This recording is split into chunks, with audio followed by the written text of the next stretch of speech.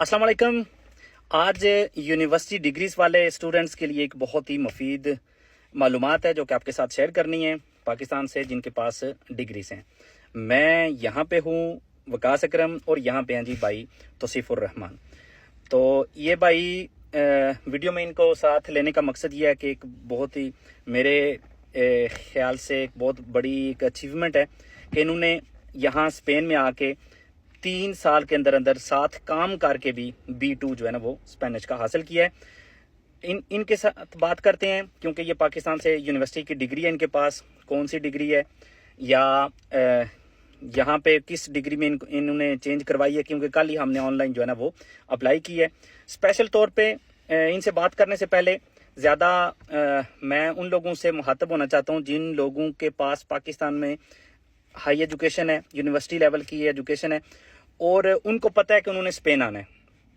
तो उनके लिए पहले मशवरा ये है कि पाकिस्तान से ही स्पेनिश सीखना शुरू कर दें ताकि जब आप यहाँ आएँ तो आपके पास थोड़ा बेस हो जिसको आप आगे जारी रख सकें, क्योंकि यहाँ आके आपका टाइम वेस्ट होने से बच जाएगा। और ये ज़्यादातर लेडीज़ के लिए है क्योंकि बहुत सारे केसेस मैं जानता हूँ जिनमें पाकिस्तान में यूनिवर्सिटी की डिग्री है लेकिन यहाँ फैमिली वीज़ा पे आके तो नई जगह पे आके सेटल होने में बच्चे भी होते हैं तो टाइम नहीं मिलता। यहाँ पे अगर तौसीफ भाई ने साथ काम करके मतलब जो जिस किस्म का भी इनको काम मिला है इन्होंने, मैं कम क्योंकि ये मेरे साथ खेलते हैं, क्रिकेट भी इन्होंने अपनी फुल एंजॉय की है, फैक्ट्री में भी काम किया है, ओबरे का भी काम किया, रेपार्टीदोर का भी, जो भी काम इस दौरान इनको मिला है इन्होंने अपना काम 2 साल से ये जारी रखे हुए हैं। तो 3 साल के अंदर अंदर B2 करना बिल्कुल भी आसान नहीं है, बहुत मैं तो क्रेडिट दूंगा इनको। तो आप भी अगर अपना टाइम बचाना चाहते हैं तो पाकिस्तान से ही शुरू कर दें। तो अब करते हैं बात भाई तौसीफ से। सबसे पहले तो जनाब अस्सलाम वालेकुम। वालेकुम सलाम। तौसीफ भाई, कौन सी आपके पास पाकिस्तान की जो यूनिवर्सिटी की डिग्री है, और साथ साथ आप इसी सवाल के जवाब में हमें यह भी बता दें कि आपने यहाँ कौन सी स्पेनिश डिग्री में उसे चेंज करवाया है। बिस्मिल्लाहिर्रहमानिर्रहीम। मेरे पास जो पाकिस्तान में मेरी एजुकेशन है वो यूनिवर्सिटी की है। 5 साल का मेरा डिप्लोमा है फार्म डी का, डॉक्टर ऑफ फार्मेसी उसे कहते हैं। तो स्पेन में जब अगर उसमें चेंज करवाता हूँ तो यहाँ पे मुझे जो उसका टाइटल मिलेगा वो फार्मास्यूटिको का मिलेगा कि यानी पे यहाँ पे मैं फार्मेसिया में एज ए फार्मासिस्ट जॉब कर सकता हूँ। चलें जी, इनकी क्योंकि मैंने वो डिग्री देखी हुई है, उसमें भी जो उसके ऊपर लिखा होता है डॉक्टर ऑफ फार्मेसी, तो उसके हिसाब से यहाँ हमने जो रात को होमोलोगासियन जो अप्लाई की है, मैं डिटेल के साथ आपको वीडियो बना के शेयर कर दूंगा कि किस तरह से हमने जो है ना वो की है, और जैसे जैसे हमारा प्रोसीजर आगे बढ़ेगा आपको और मजीद जो है ना इसकी डिटेल जो है ना वो दे देंगे। तो वो था डॉक्टर ऑफ फार्मेसी और यहाँ पे उसका इक्विवेलेंट था फार्मास्यूटिको।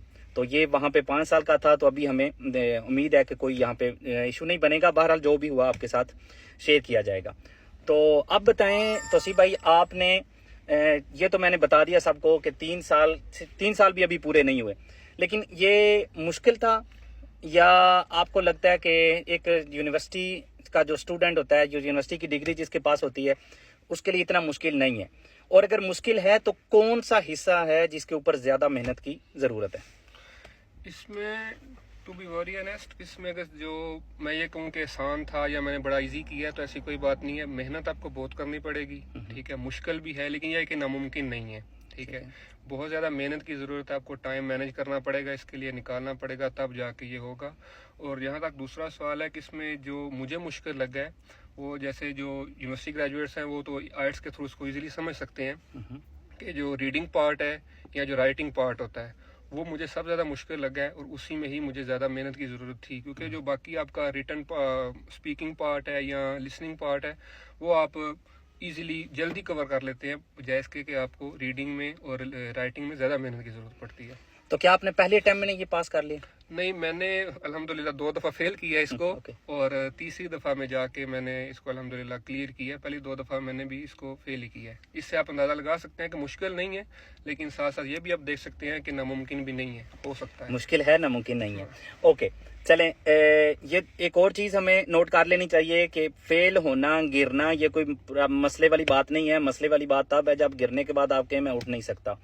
तो 2 दफ़ा फेल होने के बावजूद तीसरी अटेम्प्ट भी की है इन्होंने, और अल्लाह के फजल से अल्हम्दुलिल्लाह पास भी हुए हैं।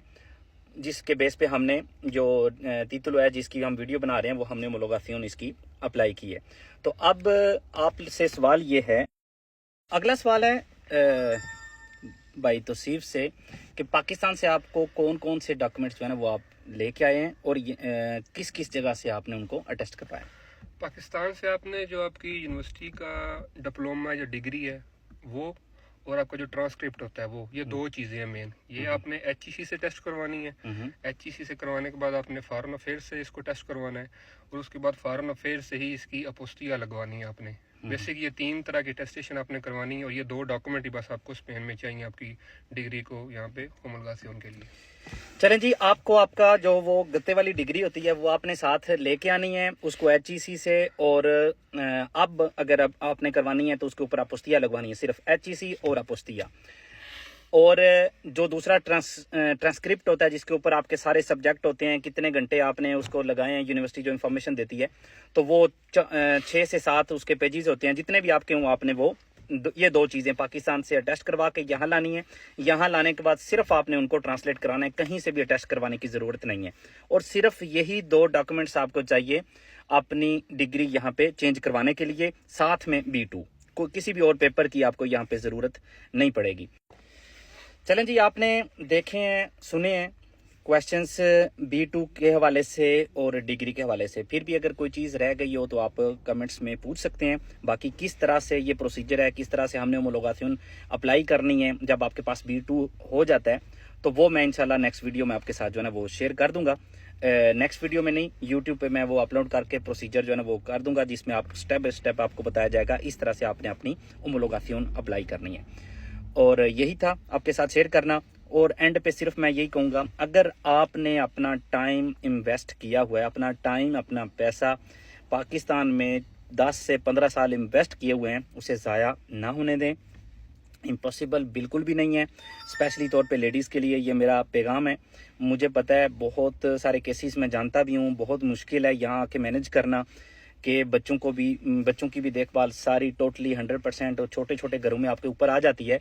लेकिन आपने जो टाइम की इन्वेस्टमेंट है, आपकी अपने पैसे की इन्वेस्टमेंट है, उसे बचाना भी आप पे मैं तो समझता हूँ फ़र्ज़ है कि, और आप पाकिस्तान से अगर हो सके स्पेनिश की क्लासेस लेना शुरू कर दें, यूट्यूब से, बुक्स से, जैसे भी सीखना शुरू कर दें। और यहाँ आके भी बेशक आप जिस तरह से भी आप थोड़ा थोड़ा ही करके जो है ना वो करें। इन्होंने माशाल्लाह 3 साल से पहले किया, आप 5 साल लगा दें, 6 साल लगा दें, लेकिन अपनी डिग्री को यहाँ चेंज करवाएं। और यूनिवर्सिटी की डिग्रीज, अगर इस तरह की टेक्निकल जो डिग्रीज होती हैं खासकर, तो उनके साथ यहाँ पे काम मिलना भी बहुत आसान होता है।